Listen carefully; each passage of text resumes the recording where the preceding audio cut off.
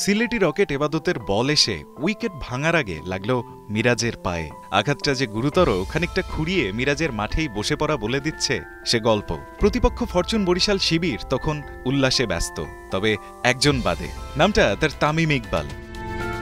সবচেয়ে আগে ছুটে এসে দুশ্চিন্তাগ্রস্ত বড় ভাইয়ের মতো মিরাজের চিবুক ছুঁয়ে খুলে দিলেন তার হেলমেট, যেন বুঝতে চাইছিলেন কতটা আঘাত পেয়েছেন এই ব্যাটার।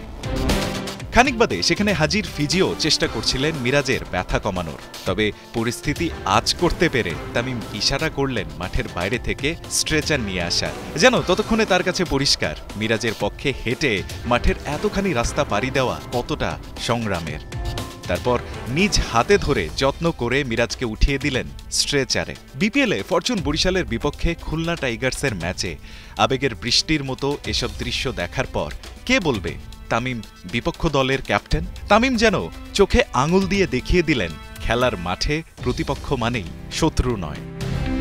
সম্মান আর স্নেহের যে দৃষ্টান্ত আজ তামিম তৈরি করলেন তা যেন আরেকবার মনে করালো তিনি কেন জুনিয়রদের কাছে তাদের গার্ডিয়ান অ্যাঞ্জেল, যিনি বটবৃক্ষের মতো ঝড় থেকে বাঁচিয়ে রাখতে চান দেশের ক্রিকেটের ভবিষ্যৎ সুপারস্টারদের। অথচ নাইম শেখের খ্যাপাটে ব্যাটিংয়ের আগে তামিমের দলের ওপর শুরুর ঝড়টা তো বইয়ে দিয়েছেন মেহেদী মিরাজি।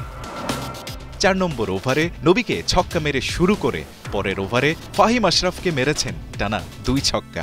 এবাদতে শিকার হয়ে আউট হবার আগে খুলনার স্কিপার ৩ ছক্কা ১ চারে করেছেন ১৮ বলে ২৯ রান।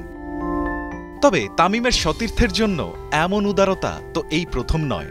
এর আগেও নাজমুল শান্ত যখন টি-20তে খারাপ সময় কাটাচ্ছিলেন, বিপিএলের ড্রাফটে তাকে নিজের দলে ভিড়িয়েছিলেন তিনি।